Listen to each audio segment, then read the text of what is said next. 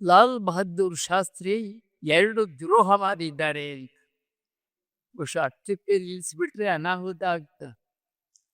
ಏನಂದ್ರೆ ಒಂದನೇದು, ಅವರು ನಮ್ಮನ್ನ ಬಿಟ್ಟು ಹೋಗಿ.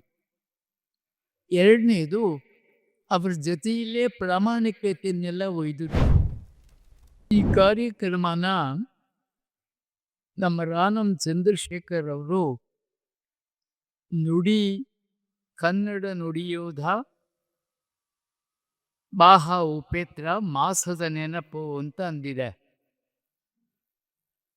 ಹಾಗೆ ಮಾಸದ ನೆನಪಿದ್ದವರೆಲ್ಲ ಅವ್ರ ಬಗ್ಗೆ ಸಾಕಷ್ಟು ಹೇಳಿದ್ದೆ.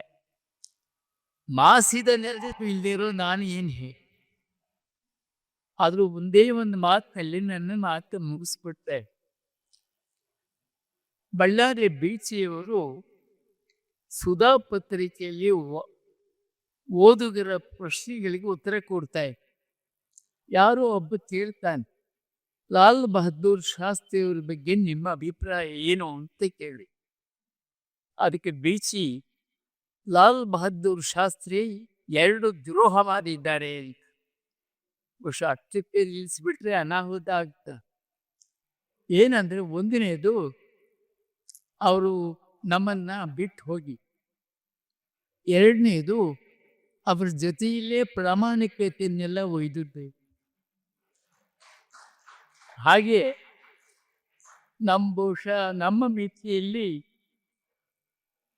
ಉಪೇಂದ್ರ ಅವರ ಬಗ್ಗೆ ನಿಮ್ಮ ಅಭಿಪ್ರಾಯ ಏನು ಅಂದ್ರೆ, ನಾವು ಹೇಳಬಹುದಾದಂಥ ಉತ್ತರ, ಉಪೇಂದ್ರ ನಮಗೆ ಹೇಳದೇಗೆ ಹೋಗಿಬಿಟ್ರು ಅಂತ ಒಂದು ತಪ್ಪು.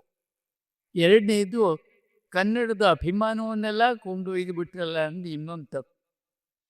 ಅಂತ ಶ್ರೇಷ್ಠ ಕನ್ನಡ ಕಾಯಕಸ್ವಿಯನ್ನ ಇವತ್ತು ನೆನೆದಿರೋದು ತುಂಬ ಸಮಾಧಾನದ ಮತ್ತು ತೃಪ್ತಿಯ ಕೆಲಸ.